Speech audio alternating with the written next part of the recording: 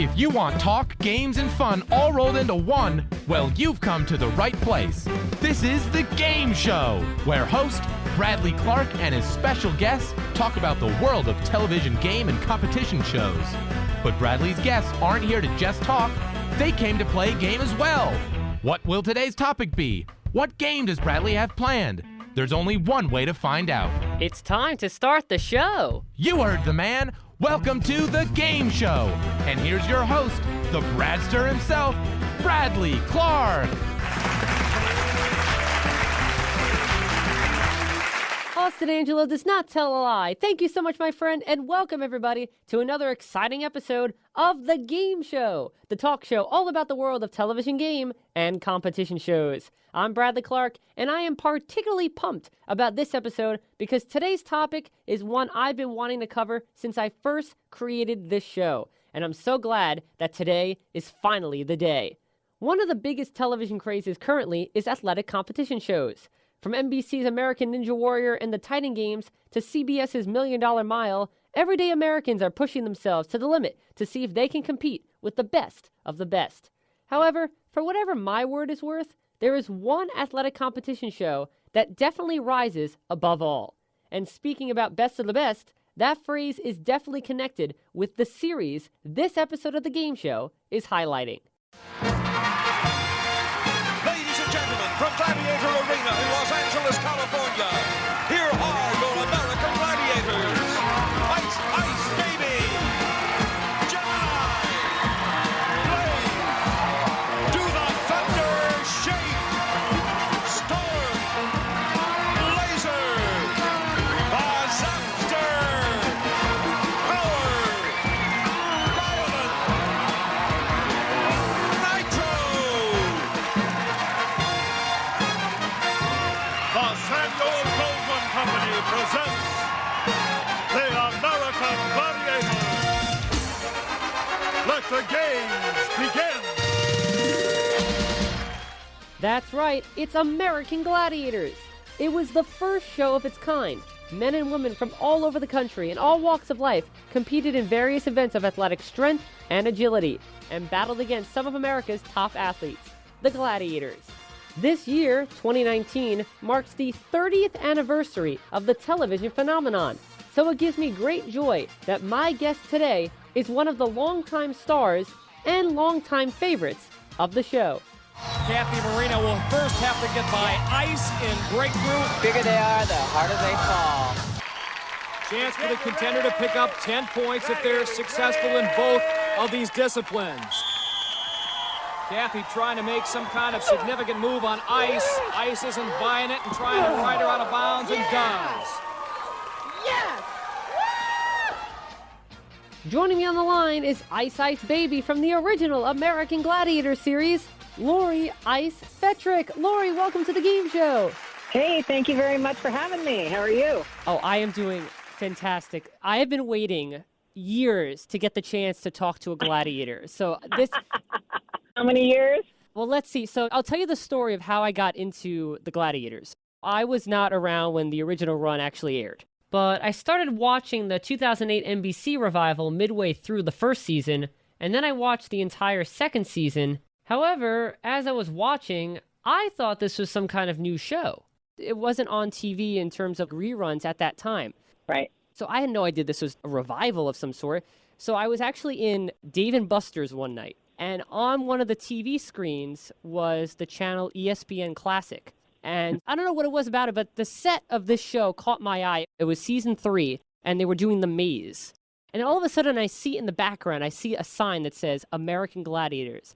And my jaw just dropped. Oh, funny. So basically, I kept watching the screen, and even though I begged my parents to stay the rest of the night because it was a marathon, I quickly rushed home, found the channel, which I didn't even know I had, on my TV, and I started watching the whole night. And since I realized they aired it daily, I watched every single episode of every single season 5 times. Oh my God, it's so cool. And that's why I'm so thrilled to have the chance to talk with you. Oh, that's awesome. Well, thank you. That's very flattering. I really appreciate that. But enough about me. I want to start talking about American Gladiators. What do you want to know, Bradley? What do you want to know? Well, I'm a very curious boy, so there's a lot of questions I have. And then later on, I like to play a game with all of my guests, so we're going to play a Gladiator-themed game. Perfect. So I'm going to channel my inner referee Larry Thompson, as I say. Host is ready. Oh, that's funny. Gladiators ready. Let's talk about the Gladiators. Let's go. Let's do this. So first off, can you believe that this year, 2019, marks the 30th anniversary of when the Gladiators first debuted? Oh, that's right. You know what? I literally forgot about that. I mean, I knew about it all last year, and we were actually toying around with Where Are They Now? Gladiators, and I did a little teaser and see if we could get something going on that. Hi, I'm Lori Fetrick, and I played Ice on the American Gladiators for 9 years. The American Gladiators were icons. We were the first of the kind. We were the first of the reality shows. Our show aired in over 12 countries. We toured around the United States and sold out arenas such as Madison Square Gardens. We had action figures, toys. They were all made in our likeness. Because we were the first competition show, many of the shows today are based on the American Gladiators. And I remember I was like, oh my God, it's going to be 30 years. Kind of blows my mind a little bit. Now, you didn't actually debut on the first season. You actually came on in season 2 along with another Gladiator, Diamond. Correct. From Universal Studios Hollywood.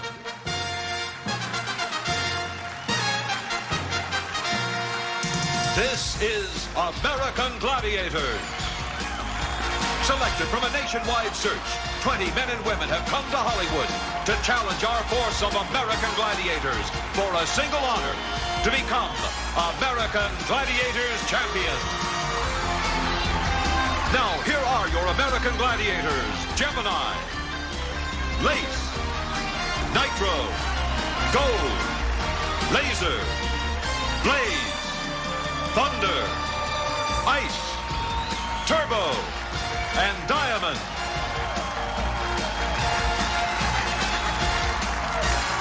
The host for American Gladiators, Mike Adamley, and his co-host, Larry Zonka.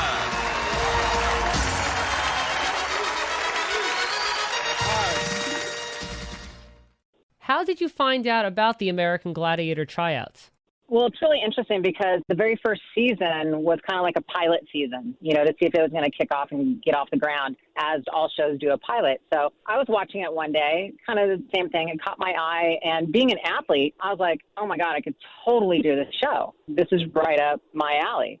I basically found out who produced the show. You know, things happen for a reason. I really believe that in the universe. And it just so happened when I was looking at who was producing the show, that year she was taking off because she was having her first baby. So they were looking to replace a Gladiator. And I was just like, that's it. I'm so going out for this. So I went for tryouts. It literally took me about 3 months to get the job because there was tryout after tryout. We started with 50 girls. And it went down from 50 girls down to, let's say, 15, from 15 down to like 7. And then 7 down to like 3. And they were only supposed to choose 1 that year. And they decided to pick 2, and Diamond was the second one. I mean, it was a long haul getting that job. It really was. It wasn't easy.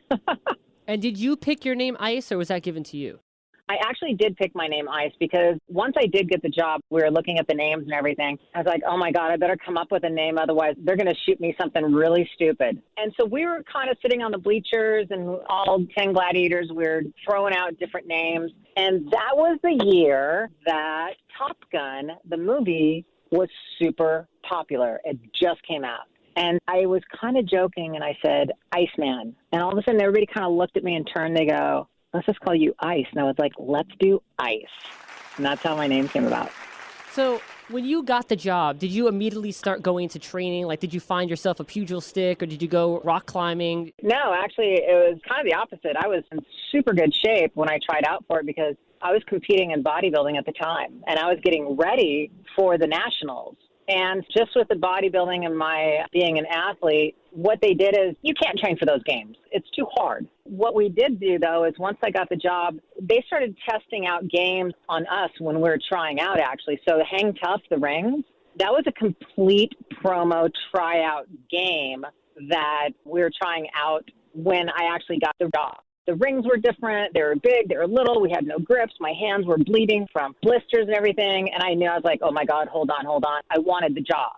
but I was in pretty good shape when I actually got the show. So it was just a matter of learning the games is really what it came down to, and the strategy of the games. Because there's a lot of strategy that went into those games. Right, and Hang Tough, that was one of the 2 new events that year along with Atmosphere. Yep. Atmosphere was a little, I'll be honest with you, being here in California. Bradley, where are you from right now? New York. You're out of New York. Okay. You guys don't have earthquakes. Right. So we have earthquakes, and so therefore, when they put us in those atmospheres and bolted it and used the gun, it was like, if an earthquake happens, I'm stuck. And so it kind of gave a lot of people a little anxiety getting in those things. And then the riggers tried to let everybody know you're safer in here than if you were outside if an earthquake hit. We're like, I don't know about that. Being the game show guru you are, I don't remember the name of the game too much because of the fact that I refused to do the game. And that was the game to where they had the racetrack on the ceiling. Skytrack. Okay, I refused to do the game because of the fact I was kind of freaked out about being up there if an earthquake hit. And I was like, yeah, no, I'm done. Count me out. I'm not doing it. So I was a little freaky about that kind of game. The only game I refused to do in the whole Gladiator season. Now that I think about it, I've never seen you on Skytrack. Nope, not at all. And it's a little claustrophobic as well, if you think about it, because all you're doing is staring at that track and what 6 inches from your face, and that's it. So I let all the other gladiators do that. You go play that, Zap. You go. Yeah, you can play that game. Speaking of the games, what was a typical taping day like for American Gladiators? Well, we actually filmed 2 episodes simultaneously at the same time. So that way they didn't tear down the game, put it back up, tear down the game, put it back up. So we actually filmed 2 shows at the same time. So that game was up for 4 different contestants. So we would have call times, let's say 8 in the morning. We'd get into makeup by 9. I would say by 10, we were starting our first game. And we probably did 2 different games, break down for lunch, go back, and continue that day. We would be there till 8 o'clock at night. So we'd be there 12 hours a day. So we filmed 21 episodes in about, I want to say 6 weeks. Wow. Yeah, we grinded it out. It was just like boom, boom, boom, boom, boom, because they just cranked them out. So yeah, that was our typical day, 8 in the morning till 8 at night. That must have been especially tough when you had to play back-to-back events that were really physically demanding, like, say, Powerball and Breakthrough and Conquer. No, that was pretty normal. I mean, to be honest with you, if you think about it, the games really aren't that long, 45 seconds to a minute, possibly, maybe longer than that. No, you're right. Powerball was 45 seconds in the original version, and some games lasted a minute, like Atmosphere and Assault, but no games lasted longer than 60 seconds. Yeah, I'm glad you know. But it wasn't that bad, to be honest with you, to do a turnaround. And usually they were really good about strategically stacking the gladiators on giving them a break. So let's say I did Powerball, and now, mind you, they did 4 Powerballs in a row, so it'd go guy, girl. So therefore, I might do the first show, play Powerball, and now there's 3 more Powerballs after me. Then we would start Breakthrough and Conquer. So then I would do a Breakthrough and Conquer. So actually, it wasn't that bad. How was it determined which gladiators would play what event? Did the producers tell you? Did you request sometimes which games you wanted to play? No, that was all producers picking. We didn't really have a choice on what games we were going to do unless maybe somebody had some kind of small little injury and they couldn't do a certain game that day, let's say. So we'd come in, we'd look at the call sheet, we'd see what games we were doing, and you'd always hear somebody in the back going, oh, man. Because the one game nobody ever wanted to play was Human Cannonball. Nobody wanted to play that game. So you always heard, oh, man, in the back, who got Human Cannonball that day. And then we really couldn't switch unless we got a producer approval. You know, we had to have a pretty good reason of why we were switching.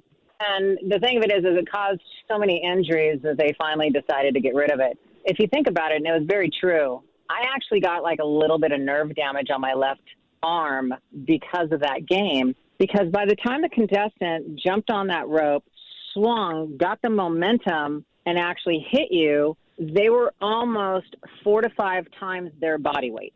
So you have a 125-pound girl. Well, by the time she hits you, it feels like 400 pounds hitting you. So that's why it's just like, it was just a really stupid game. And I think that was probably one of the first games I saw on the show when I was watching it for the first time when I wasn't on the show and went, wow, that's a really stupid game. And I felt that way even when I got the job. How fun was it to shoot the assault gun? You know, it's so funny because I think that it probably looks more fun on television than it does actually shooting it. And the only reason I say that is because there was always a delay in the gun. And it was very frustrating. If that thing would have shot like, like bam, right on the money, boom, boom, boom, every single time. But there was always some kind of mechanical delay or something in that gun that was super frustrating. To see, they never showed that on television. They always showed the highlights of how awesome it was. Well, it's interesting that you say that because I watch very carefully for the little details. I bet. And I would always love it when you would have to use a little switch to like make sure the ball went in properly or that the balls fell properly. And sometimes the loading mechanism wouldn't work, so you'd have to shake it and whatnot. Exactly. Yep, that's it. And so by the time you do all that, the contestant's like 20 feet in the opposite direction already where you're shooting because you're messing and fiddling around with trying to get that ball in that gun. And it's like, where's the contestant? You know? But when it was working properly, yes, it was a lot of fun to shoot. Let's put it that way. Well, that brings up another question I have regarding if you felt that at some points you think the gladiators were at disadvantages compared to the contestants. And that's one of them, I think, because of the mechanism. But also, Tug of War, your platform was at a disadvantaged spot than the contestants were. So do you think the producers were fair in disadvantaging the gladiators on certain events? Or do you think it was necessary to make sure that the contenders had a better chance at winning? They did that because they tried to make it an even playing field is what they tried to do. Because if you think about it, the gladiators were pretty much 8 out of 10 times stronger than the contestants were. So therefore, they had to give the contestants some type of leg up to give them a fair shot. Because if our platforms were exactly the same straight across, honestly, it wouldn't be that much fun to watch because the gladiators most of the time would just be beating them constantly. It'd be like, oh, there goes another contender. Especially our guys. Our guys were big and strong. So a lot of the games, they had to figure out a way to make it an even playing field to give that contestant a leg up. However, on that note, there were a few contestants that they didn't need a leg up. Let's put it that way. They were big and strong enough. They just came in and some of them just dominated us. Peggy Odita, she dominated the girls. I mean, she was like 5'10", weighing 180 pounds. I mean, come on, at that time I was like 5'6", weighing like 135. So therefore, anything like breakthrough and conquer, Powerball, she would just run over us. Then we felt like the underdogs. We were like, you know, I don't want to play with her anymore. That's funny because I was literally going to mention Peggy Odita. And then on the guys' side, there was Wesley Two Scoops Berry. I think for the guys got very frustrated with Two Scoops as well because he was so fast that they didn't even know what to think about him. Two Scoops, well, we can tell you this. He holds the record in the Gauntlet. He has flown through this thing in 9 seconds. And that was with 5 gladiators. We changed the rules this year. Now there are only 4. You need high-speed film to catch this guy on camera. Get your stopwatches ready. He's a 1990s version of the Galloping Ghost. One didn't hit him. Saber trying everything to do it. Look at that. Constant movement. High stepping. Oh, baby, oh, baby. I'd say that was about 4,000%. Wesley Berry has taken the lead. His time in the Gauntlet, 10 seconds. You know, they were just like, damn, what do you do with all this speed? Because our guys were, let's be real, they were pretty big and slow. The only ones that really could catch him was Laser. Laser was pretty fast for his size. Everybody else, they were slower, had knee problems, one of the two. After the third season in 1992, many of the gladiators left the show because you weren't receiving any of the money from the American Gladiators merchandise, including action figures and lunchboxes. Brad fact, is this why you weren't featured on the fourth season? That was it. It wasn't so much I decided. It was after our tour, and we, as a team, went, okay, so this is kind of ridiculous. We're not getting a dime, all this. And we're the most underpaid television show on the air. That's when it was after, and it wasn't after SAG yet. So we're the most underpaid show on the air and also not getting any merchandising. So as a team, we went, screw it, we're going to hold out. We're not going back the next season unless we get some points. Well, then one by one, the Gladiators, some of them, got scared and got cold feet and didn't want to hold out. And then they went back to the show. But I think there was myself, Nitro, Gemini, and I think there might have been one other one, though. Well, the ones that returned were Laser, Turbo, Diamond, Viper, Storm, and Zap. So that means Lace left. Yep. That means Blaze left. Blaze, Gold. Yep. That's basically what happened. If we as a team would have stuck together, we would have gotten what we wanted. But they basically got cold feet and said, oh, my God. But they didn't understand that they can't do a show without Gladiators. And I think after that season, it actually did lose a lot of ratings because I think a lot of the main characters left. But then some of us came back the following season. We still didn't get any merchandising money. We didn't get a raise. And it was just a matter of they were just not too nice. You know, they were just like, hey, if you don't want to do the show, we'll find somebody that will. So it wasn't like I decided to quit the show. I was a team player, and I held out with the team, but then part of the team reneged. And they said, never mind. I was like, wait a minute. Hold on a second. After the 4th season was over, did the show contact you asking for you to return for season 5, or did you have to ask for your job back? The first season when I left, they did not ask me back. It was after that they asked me back. And it was still under the conditions that it was beforehand. And I was just like, all right, well, it's not going to change. We tried. Okay. Well, I'm glad you came back. Yeah, it was a blast. That show was just absolutely amazing. It really was. Would you say that there were some favorite moments of yours from throughout the run? God, the whole thing, actually, believe it or not. Filming the show was a blast. Going over to England and doing the international show was a phenomenal experience.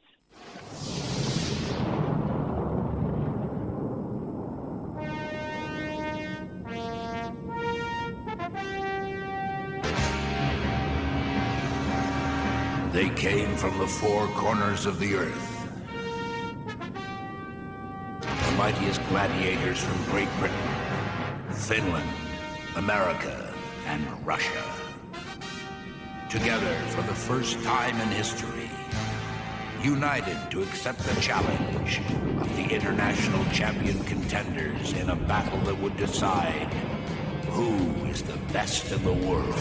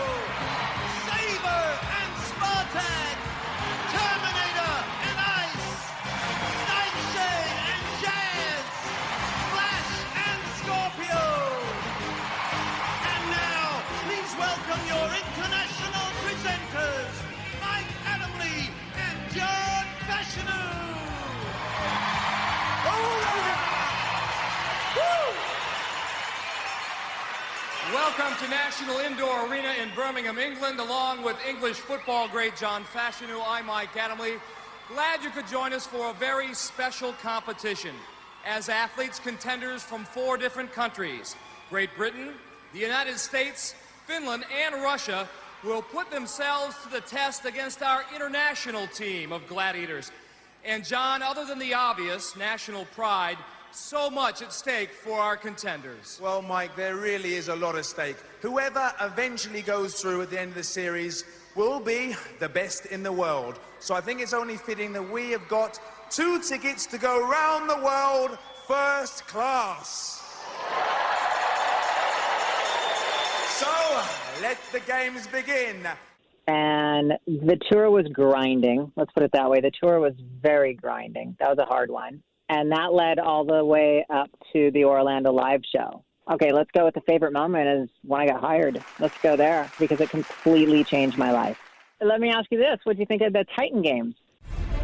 Titan Games is an athletic competition series that we developed for everyday people who were also extraordinary athletes. I wanted this show to be a reflection of my passions. Every challenge these competitors will face is inspired by the workouts that have fueled me, the struggles I've experienced, and the disciplines I believe in. And what we have found when I sent the memo out there to the world, thousands upon thousands of people tried out. Oh my God! That was epic. The way it works is that every episode you will have 4 women and 4 men go up against one another in a variety of challenges, whether that's the hammering ramp or vortex or Herculean pull, all these different crazy challenges that really test your endurance, your mental ability, your physical capacity, every single thing that you could possibly imagine. Then, at the end of each episode, the winners of those challenges will face off against each other on Mount Olympus, and then when it's all said and done, they will meet later for the Battle of the Titans. Okay, so here's my thoughts on the Titan Games. To me, it was a bit slow, and by that I mean I felt like they could have included more games into it. I agree with you 100%. As a matter of fact, when they had their championship finale, they should have changed Mount Olympus. I agree. I was just like, wait a minute, they're going to do the exact same game? That's ridiculous. We all know who's going to win this then.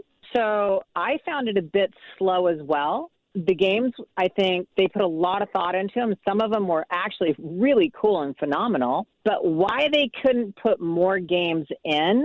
And then the other thing I didn't like was if you were on the show, you did one game. If you lost, you were gone. You didn't even get a chance to do a second game. Exactly. And let's say you pulled that game out of a hat and that's what you got stuck with. And you're like, oh, my God, that's just not my strength. Put me on this game and that's my strength, and I can kick ass all over this. So I think that personally the concept was great. They just need to tweak it now. They need to add more games, like you said, and at the same time, they need to have the contestant not just do one game, but why not do at least 2 to 3 games? And then that Mount Olympus, when you go to the championships, that thing has to be 100% completely different that nobody has ever done before. The only thing they added was at the bottom of Mount Olympus when the contestants had to release the giant ball using a hand crank, and then the giant ball was 100 pounds heavier. This is where things change. The quarter-ton cage. You need upper body strength. You got to put everything in it. James Sheen Lewis has that upper body advantage. He is 40 pounds over Derek, and look at his game face right now. Let's go. Derek Scott needs to hurry up because James Sheen Lewis is right there. It's down. James is back in front. But we've learned not to sleep on Derek Scott. He always finds a way to surprise us. And the truck driver is backing it up. Ball and chain was 250 pounds. Now it is 350 pounds. Oh, yeah. And that was stupid. I mean, it's like, really? That's all you added to this? They could have totally thought of something more. They had so much money, so much of a budget. Trust me, if Dwayne Johnson, The Rock, is involved, they had money for this show. And looking at that set, trust me, they had money for this show. That set was nothing. Hopefully, if it gets picked up again, they'll hear our radio show right now and they'll take our suggestions. Exactly. I've been suggesting things about a lot of shows on this radio show, so hopefully at least one of them gets heard. Exactly. But I will say that when I saw it, it did make me happy that The Rock was doing it. They did do a very good job because that was the closest show to being a knockoff of the American Gladiators since we've been off the air. So I think they did a good job. And then the other thing that makes me happy is that, this is totally off subject, but the creator of the American Gladiators, I know he's just cringing, but yet he can't do a damn thing about it. And I love it. I can't think of the creator's actual name, but his story about how he actually created the Gladiators was really interesting. I read up on it recently. Well, what's interesting about it, here's the deal. Let me give you some scoop on that. His name is Johnny Ferraro, and he created the show with another guy named Dan Carr. Well, those two, they both created the show, but because Johnny is kind of slimy, he decided to steal the show away from Dan Carr, and Dan Carr didn't get a dime out of creating that thing. So that's why there's no love lost there. And everything we do, even today, as an American Gladiator, I tried to put up my website, and I called it Gladiator Life and Fitness. I literally got a letter in the mail from his attorney saying cease and desist. It looks as though the Gladiators are sponsoring your website. What? So I had to change the name of my website, and that's who he is. We can't do anything, otherwise he comes after us. But what cracks me up is he's such an idiot, is that if he realized the things that we were doing out there were good, solid things that were keeping his brand alive, if he ceases and desists everything across the board, guess what? Nobody's talking about the American Gladiators anymore. Nobody's doing anything remotely like talking about or doing it or something, and his brand dies. But he is so greedy. If he doesn't get any money off of anything, then he's cease and desist. You can't do that. You can't do that. You can't do that. You can't do that unless he makes something off of it. And you wouldn't have a new generation of fans like myself into the original run. Right. Exactly. 100%. So there's your dirt. I love it. That's funny. We're going to talk about the American Gladiators revival in a few moments, but I want to quickly go back to Season 5, the season in which you returned to the show, and ask you what your thoughts were on the 4 new events the show introduced that season: Pyramid, Whiplash, the Gauntlet, and Tug of War. Okay, Pyramid, loved. Absolutely a blast. Had so much fun on that game. Tweaked my knee, didn't matter, loved it still. Whiplash, interesting, fun, kind of cool. I didn't mind it. What was the next one? The Gauntlet. Wasn't really a fan of that one because once that contestant got the momentum of running through the gauntlet, they just kind of ran right over the Gladiator, whatever they had in their hand. And then what was the next one? Tug of War. Tug of War, that was still kind of same thing. It was a little anticlimactic, I think, but it wasn't bad. But Pyramid, I think it filmed extremely well, and to play the game was a blast. I mean, when you grabbed onto somebody and you just fell down that and you're hitting the pads, they were pretty soft, so it was really cool. Oh, another one of my favorites, Slingshot. I love Slingshot. God, that was fun, jumping on those bungees. Oh, my God, flying up in the air like that. That game was an absolute blast to play. Loved it. Kathy Marino now with a 5-point lead over Kim Tyler. They're set to Slingshot against our 2 Gladiators. One of them is Siren, and she'll be joined by Ice Ice Baby. And I don't want to get ahead of myself, but when they introduced Rocket Ball on the 2nd season of the new Gladiators, I was like, really? Just do Slingshot again. Here's how Rocket Ball works. Contenders and Gladiators will hit those red buttons to launch themselves towards the baskets. While the contenders try to score high in the sky, the Gladiators will be doing whatever it takes to stop them. 1 point for each ball that's scored in the yellow basket and 2 points for each ball in the red basket. Yeah, exactly. But, you know, they felt as though they wanted to create new games. Like, even Powerball, they kind of ruined. Oh, I hated it. They kind of ruined the Powerball. It drove me crazy that they put them in this padded these circle. boundaries. Yeah, like a boundary kind of thing. They were too cautious in the revival. Okay, so let's talk about it. Yeah, let's get into the revival, because I have my own opinions on it. And originally, when I watched it, thinking that this was some brand new show, I was like, wow, this is so cool and that stuff. And then when I saw the entire run of the original Gladiators, I'm thinking to myself, now this is where it's at. Yep, 100%. All the fans, even the Gladiators, were very disappointed that they didn't even use us as a cameo. They didn't use us as coaches. They didn't use us as a cameo. They didn't use us at all. They wanted nothing to do with us. And again, I think that was the creator, Johnny Ferraro's deal. NBC, they took it, they ran with it, and they thought they could make it better, and they made it worse. It all started 20 years ago. A phenomenon known as American Gladiators became a worldwide sensation.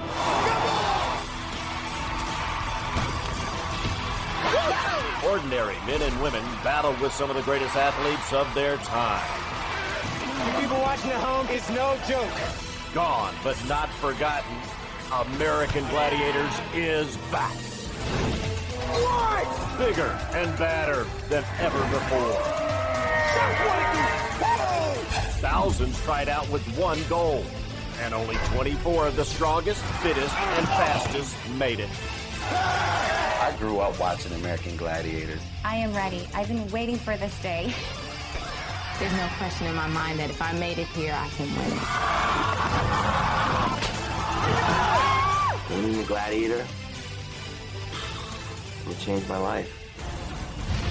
It's the ultimate battle of David and Goliath, where each week 2 men and 2 women will go head-to-head. They're gonna wish I never came today. The iconic events are back, as well as some new ones. Just like hog wrestling at the fair. It will test the contenders beyond anything they have ever faced. Come on, man! I'm in so much pain. I can't breathe. But I am so freaking excited. And if the Gladiators aren't enough, the Eliminator will settle the score with the most grueling obstacle course ever. I'm not ready to lose. I'm going to those finals. But only one man and one woman can win the ultimate glory. That's an American Gladiator! The biggest event of 2008 starts now. The 2 hosts, first and foremost, absolutely were the worst. I'm sorry, Hulk Hogan and Layla Ali, no. They weren't even remotely close to being a host for that show. Ladies and gentlemen, Hulk Hogan. Welcome to the new American Gladiator. Let's give a Gladiator Arena welcome for the Gladiator Supreme, Layla Ali. You guys ready to get this started? The epic journey begins tonight as 24 mortals prepare to prove themselves against our new breed of bigger, faster, stronger gladiators. Just 1 man and 1 woman will prevail to take the title and win $100,000. Layla, it's more than just the money. The winners have the honor of becoming the new American Gladiators next season. Why they didn't call back Mike Adamle is beyond me. Welcome, everyone. I'm Mike Adamle to another edition of the American Gladiators.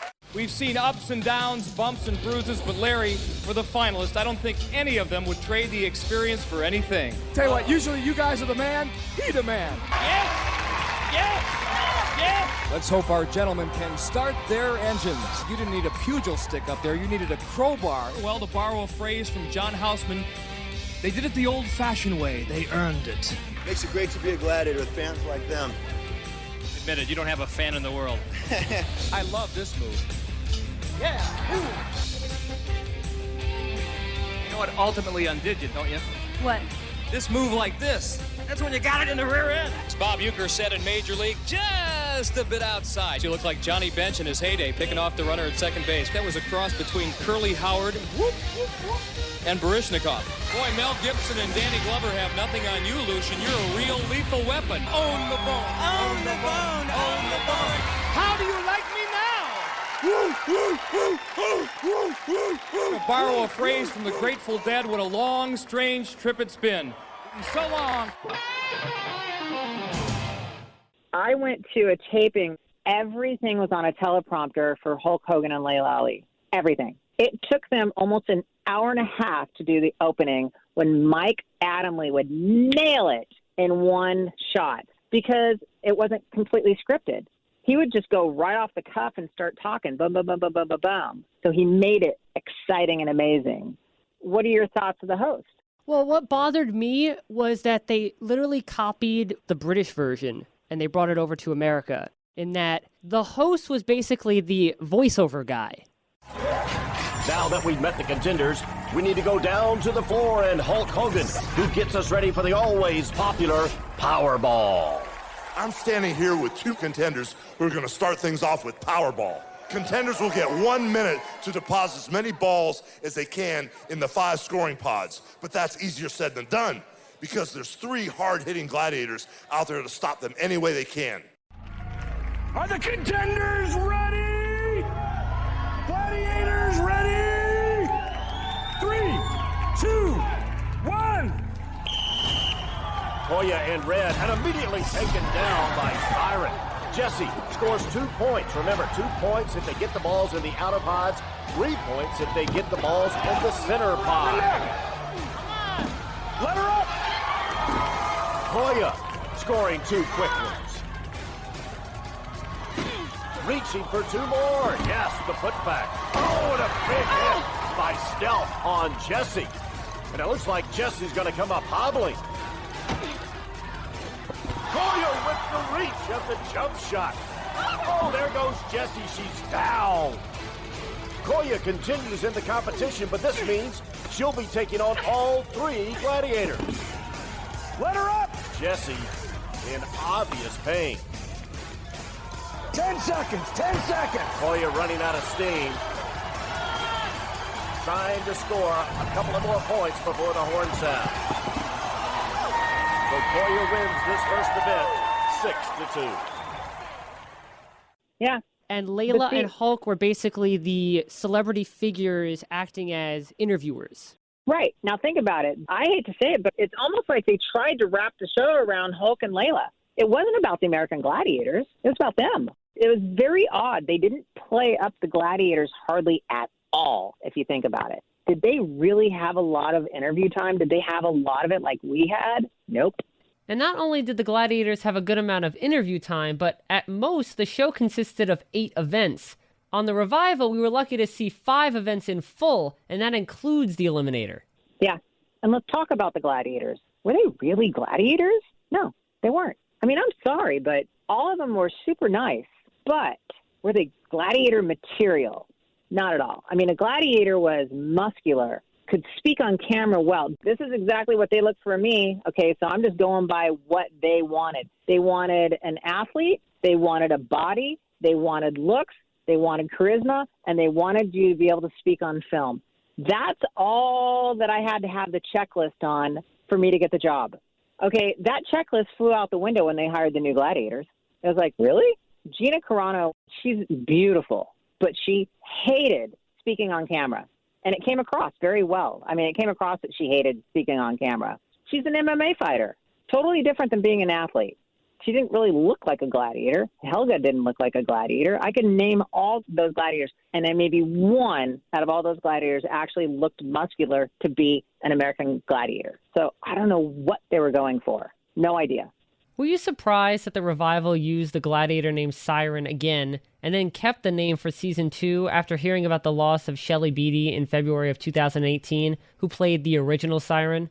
I actually was very surprised they used it, and I felt as though in a small little way it was just disrespectful. You could have waited maybe a couple of years, I guess. I think if they would have used, like, for instance, when I found out that there was another ICE in the UK, I was like, couldn't you guys come up with your own name?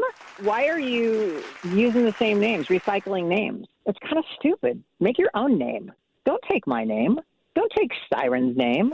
And then they're going to go like this. Well, you guys took Wolf because there was a Wolf in the UK. Right. Okay, point taken. But that was NBC. NBC took Wolf. But like you said, they tried to interchange and become more of the UK version than the American version. My guess for why NBC did that was because the UK version was so popular. The only thing I can say for that, Bradley, is when we went to the UK, we shot in an arena. That thing, we walked out and every seat was full in the arena. So that would be like us going to the Forum and filling every single seat in the Forum while they were filming the Gladiators. The UK Gladiators, when you went to England, they were like gods over there. Their pictures were on the side of buses. They were on billboards. They had television commercials. They didn't do that for us. But then again, let's think about how big the UK is. So that's the only thing I can kind of think of is they went, well, look how big and popular the show is over there. Well, it's because the UK is small and they only have so many television shows. So I don't know what the reasoning was. Who knows? One of my pet peeves, especially in today's age of television, is when over-the-top production value is more important than quality game structure and game development. And the 2008 American Gladiators is a prime example of that, unfortunately. Yeah, I agree. They wanted water.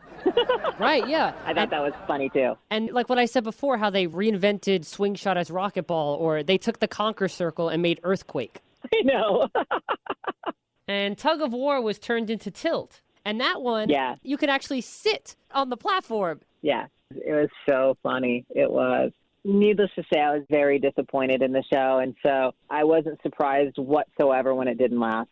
Now looking back, knowing what I know about the original Gladiators series, I wish the revival had done a special Original Gladiators versus New Gladiators special, because the revival in England did a special called The Legends Returned, in which they had the original Gladiator for something like that, Bradley. Exactly. In England, there were 3 episodes, The Legends Return, The Legends Strike Back, and The Legends Last Stand, in which the original Gladiators competed in the classic events, as well as some new events against the new breed of Gladiators. But even if it was only just for 1 episode, I wish they would have done the same thing for the American revival, because I'm sure all the diehard Gladiators fans would have loved to watch that, and I'm sure yourself and the other Gladiators would have loved to compete again. New Gladiators, ready! Old Gladiators, ready! What are you talking about, old Gladiators? Sorry, ancient Gladiators!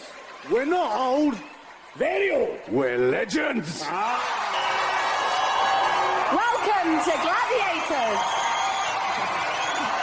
Tonight we're celebrating the past and present as we welcome back 8 legendary gladiators who will don the lycra one last time and battle against our new breed of superheroes. It's a game of old versus new as they will battle in classic events like Hang Tough, Hit and Run the Wall, Duel and Earthquake. And at the end of the night, gladiators both new and old will compete together, relay style, in the grueling Eliminator as they fight for a share of £10,000 for their chosen charities. But before we meet the legends, let's meet their competition. It's the new generation of gladiators! It's Atlas! Ice! Spartan! Enigma! Tornado! Inferno! Oblivion! Panther! Predator! Tempest! The Mighty Destroyer! And the brute force of Battle Axe!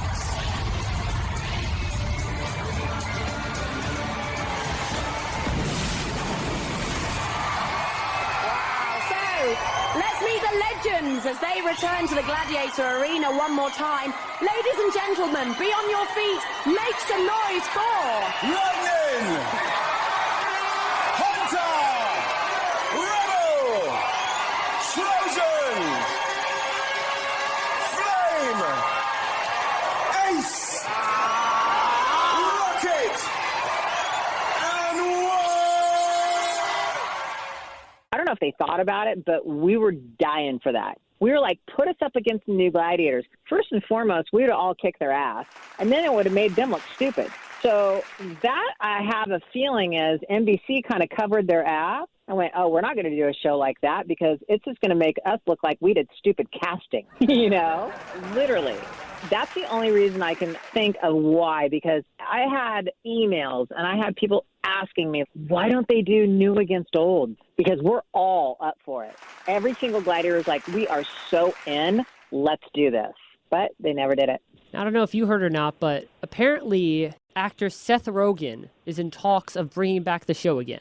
Yeah, I heard. Again, that's another Johnny Ferraro deal. Johnny Ferraro has been telling us that he's doing an American Gladiator movie since the day I met the man. And it's just like, come on, Johnny, you're going to pitch this movie idea around Hollywood again? I mean, you've been turned down so many times. I understand that people get turned down all the time for their scripts, and then one day somebody picks it up. But Johnny's brand, as far as the American Gladiators, I mean, I don't know what Seth Rogen would do with it, but it would be interesting. Hopefully they would learn something, you know, by what not to do when they did the new one. But if they called you, get out the spandex and sign you up, right? That's like a given. I mean, here's the thing, though. They wouldn't call us in to compete. But I think that, and we all think this, even if they had the classic Gladiators even doing appearances on the show just as a coach, or a mentor to something, just something that could tie in the classic Gladiators. I think it'd do the show an amazing world of good. I don't know. That's just my thought. Do you still have any of your American Gladiator outfits?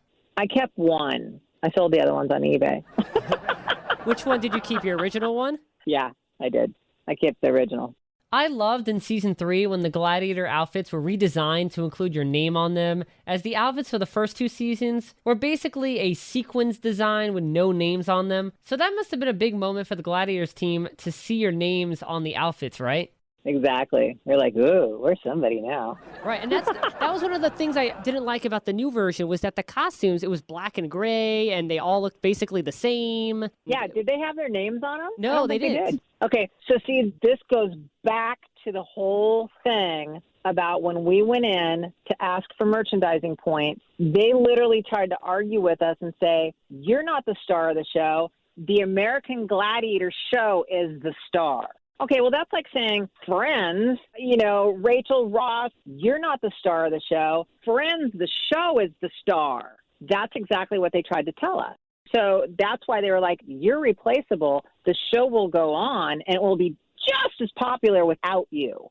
So that's why I think the second run, they were like, oh, we're not going to put the names on. We're going to make the show the star. It's the American Gladiators. These guys are just secondary. They're just kind of there as obstacles. I truly, truly believe that. They didn't want to create characters or stars anymore. They just wanted the show to be the star. And that outlook is probably why the revival only lasted 2 seasons. Yeah. People attach themselves to people. People don't attach themselves to the show. In the very beginning, when they watch a show, they like either concept. And then what they do is they find something or the person in the show to attach to. They either love to hate them or love to love them. So therefore, if you don't have that, then why come back and watch the show? What's the draw? Okay, well, let's go there for a second. Maybe that's what happened with the Titan games. There was not anybody that I attached myself to that I went, oh my God, they're awesome. I want them to win, or I want this person to do this. There was nobody. So I kind of got bored. Yeah, because we didn't get enough time to see them in action. No, we got their backstory, and that was it. And then we got to watch them do one game. It was like, oh, man. And if they lost, they were gone. Okay, next. We didn't get emotionally involved with that person. We didn't see them enough. Well, I think the Titan games did the same thing every other show does now, in that they spend so much time on a 5-minute package for each contestant instead of including more competition within the episodes. Oh my God, right? Exactly. It's like, okay, I get it. Single mom, she beat cancer. Don't get me wrong. I'm not saying I'm taking that away. I'm just saying it seems like that's always the backstory. And they spend so much time on it. And it's like, come on, let's get to the game. Right, exactly. So when American Gladiators ended in 1996, were you told at the beginning of the season that the 7th season was probably going to be the show's last? Or after the season ended, were you hit with a surprise that American Gladiators was canceled? Well, it's interesting because we actually went to Florida to do the live show. It's the most thrilling action on television, and now you can see the American Gladiators live and up close in Orlando, Florida. It's 90 minutes of power-packed excitement, starring the same superbly conditioned male and female athletes known around the world. These awesome athletes face fierce contenders in the assault, breakthrough and conquer, joust, whiplash, the wall, and Powerball. You'll cheer them on from Gladiator Arena, the only place in the world where the American Gladiators compete live. And we weren't really sure if it was going to be the last season or not. So we filmed it, and then we went to Florida to do the live show. Then when we were in Florida, we found out, oh, they're not bringing it back. So it was very anticlimactic. It wasn't like some of the shows nowadays that are on for, 5, 10 seasons. They're like, okay, this is it. Now we're going to have a big wrap party and it's over and say your goodbyes. It wasn't like that at all. So it was very, very anticlimactic. It was very sad. And the live show ended the same way, a little bit more dramatic. Here's some good dirt for you. When we were in Florida doing the live show, we would show up every evening around 6. So we'd show up in the back parking lot and walk through the back doors. Well, we went one night, and all of a sudden the chains were on the back door. No phone call, no email, no nothing. Chains on the door, done. We had to make phone calls and go, excuse me, but what's going on? Oh, yeah, we're done. What? That's how we found out we were done doing the live show. So these guys have a really great reputation of just kind of like cleaning their hands and going, okay, we're out. I gotta say though, despite a lot of the downfalls the Gladiators had to deal with off the set, one of the coolest things I think the Gladiators did outside of Gladiator Arena was compete on Family Feud, first with Ray Combs back in 1993. Brad fact. That was so much fun. Welcome to Family Feud's Battle of the Sexes between the American Gladiators. Introducing the women. Zach. Chaz. Ice. Sky. Diamond. Ready for action. And their opponents, the men from American Gladiator. Hawk. Tower. Laser. Turbo. Saber. On your marks. Let the games begin on Family Feud's American Gladiator Special with the star of Family Feud, Ray Combs.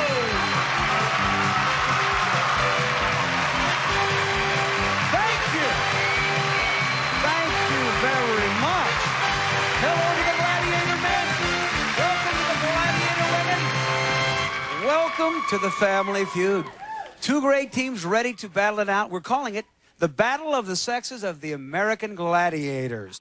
Yeah, Family Feud was amazing. And you know what's so funny is that when you're at home watching Family Feud, you're like on it, right? You're like, boom, boom, boom.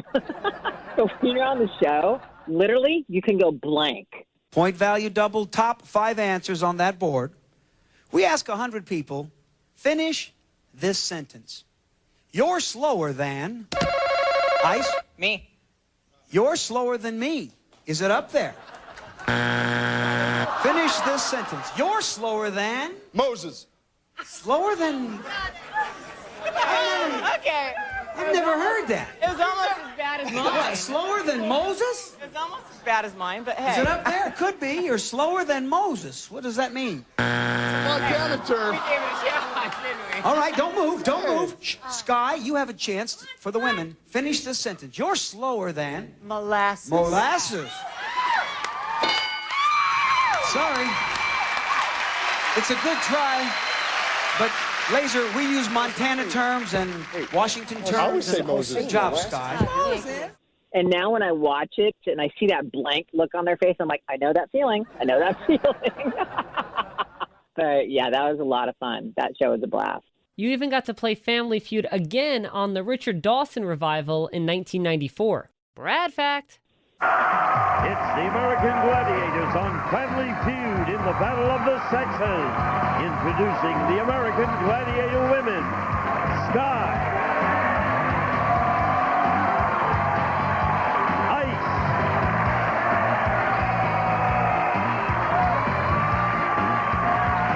Zach.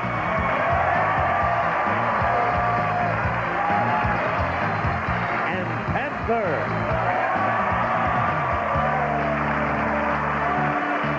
For action. And their opponents, the American Gladiator men.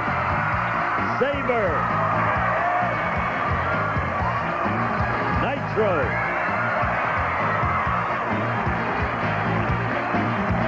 Laser.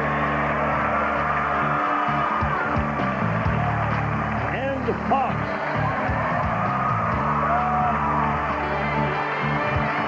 On your mark. Let the games begin on Family Feud's American Gladiator Special with the star of Family Feud, Richard Dawson. DJ's left. Make all the money home. All right? Here we go.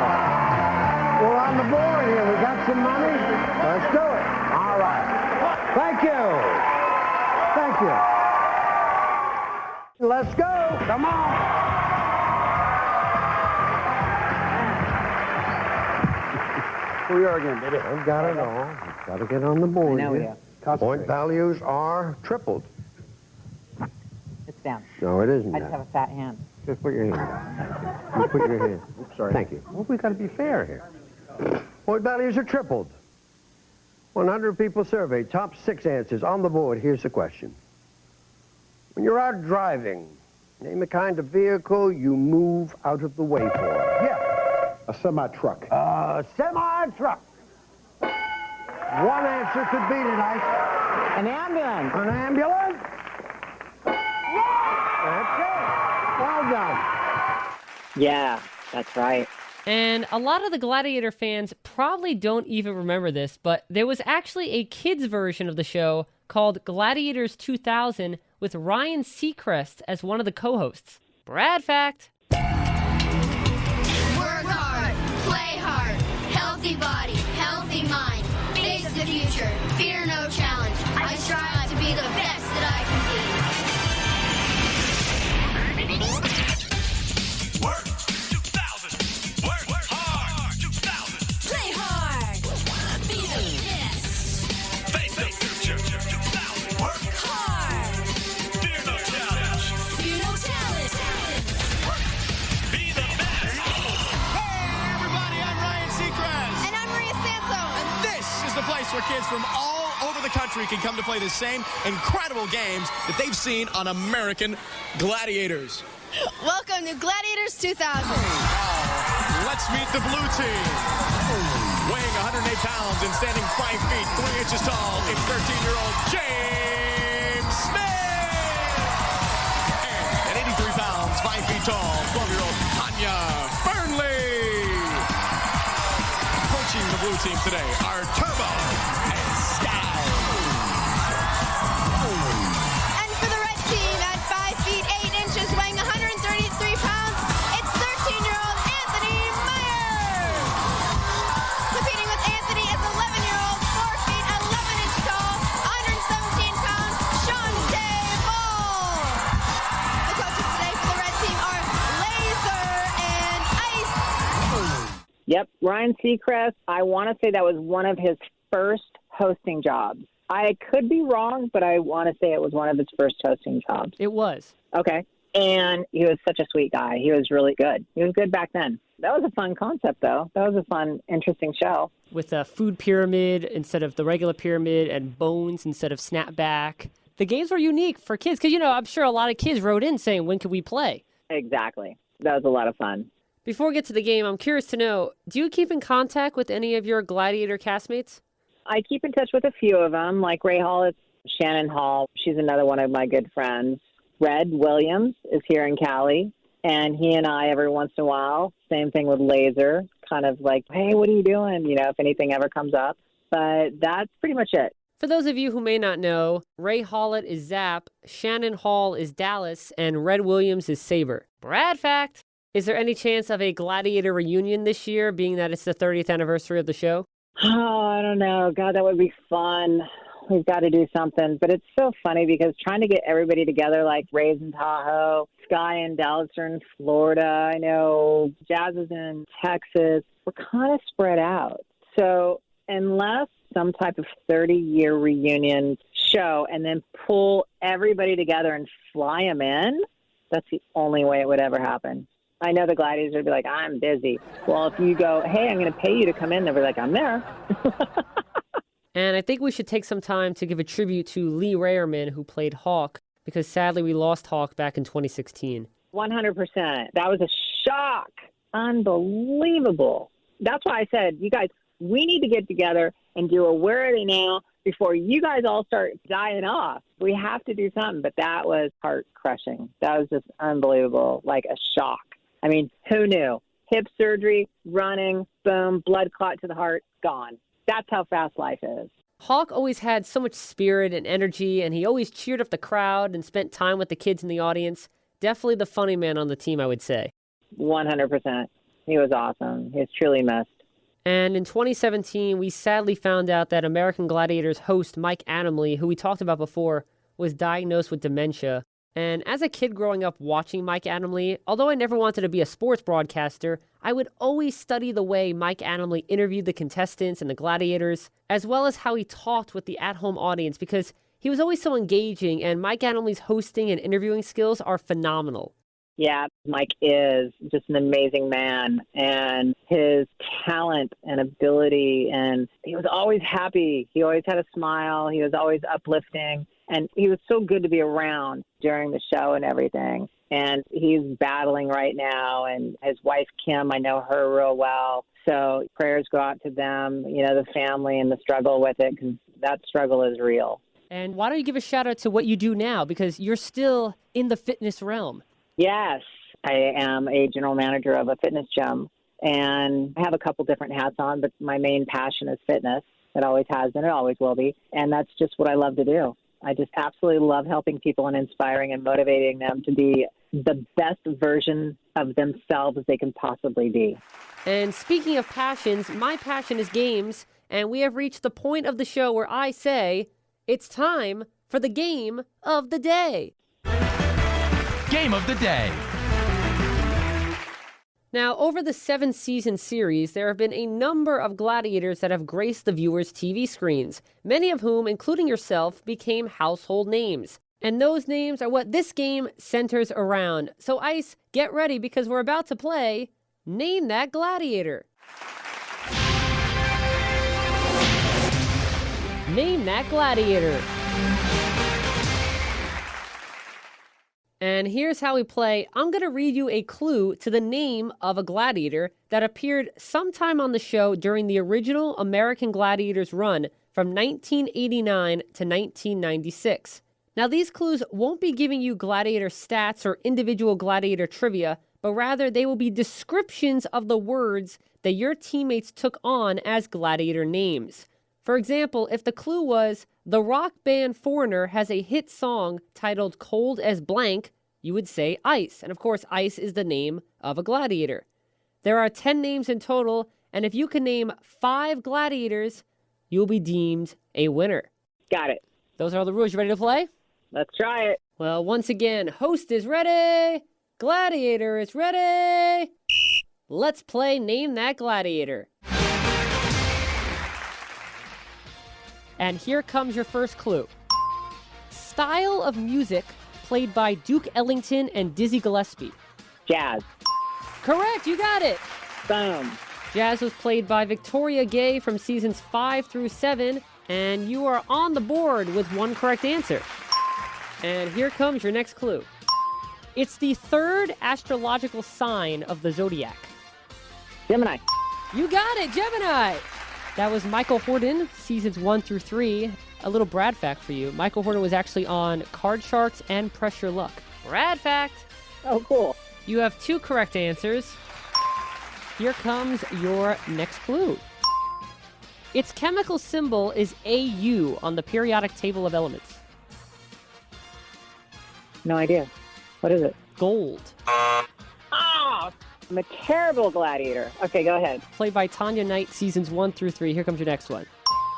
Zuma Beach is located in this California city. Malibu. Very good. There you go. Only on for the first half of season 1, Darren McBee played Malibu. And I've got to admit, that flowing blonde hair of his will get you every time. Right. You now have 3 correct answers. You only need 2 more correct answers for the win, and here comes your next clue. A 2013 animated movie about a speedy snail had this title. Laser. Ooh, not Laser. It was actually Turbo. Oh, that's right. Turbo the snail.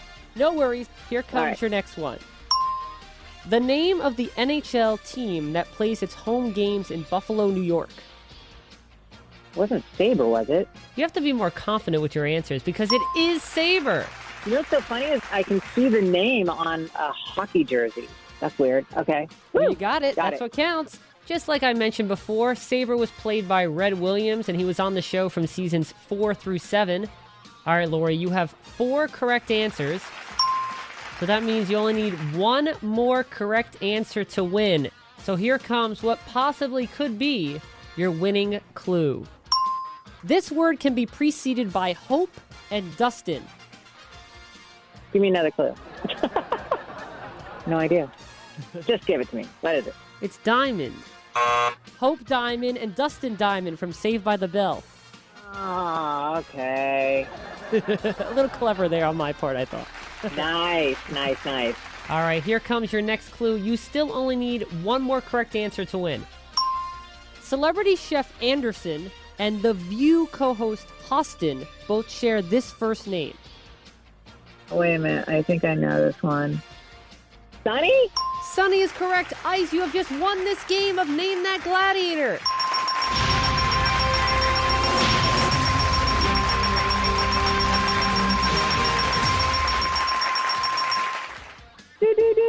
That's awesome. Sunny was played by Cheryl Baldinger during the first half of Season 1 only, just like Malibu. And Ice, I truly hope that you had fun playing this game. Good game, Bradley. Good game. Well, thank you so much. I had so much fun creating it and hosting it for you. And that was the game of the day, Name That Gladiator. Name That Gladiator. Well, Lori, it has been such a pleasure having you be the first gladiator to ever join me on the game show. So I truly hope you've had just as good of a time as I have today talking about American Gladiators. I did. I have a really good time, and it was wonderful talking with you. And Laura, you of course have an open invitation to come back onto the game show as my guest whenever you'd like to talk more about the Gladiators with me, or if you just want to play another game. Awesome. Sounds good. All right, Lori, take care. Bye-bye. Bye-bye.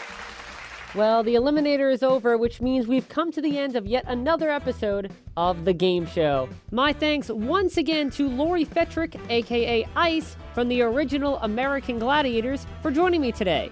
However, the fun never stops because you can check out all of my previous episodes of the game show by logging on to www.soundcloud.com/Bradley_Clark.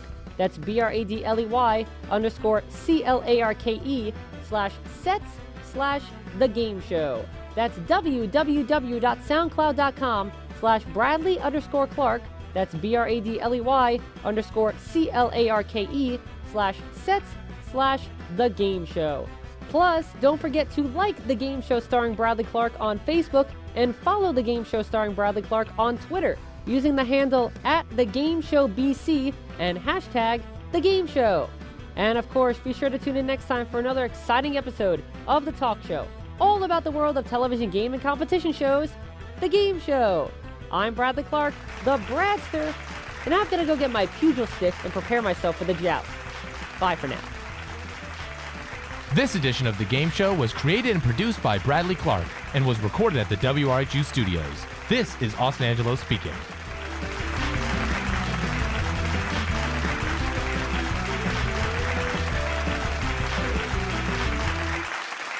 The Game Show is a Bradley Clark production. Get your game on.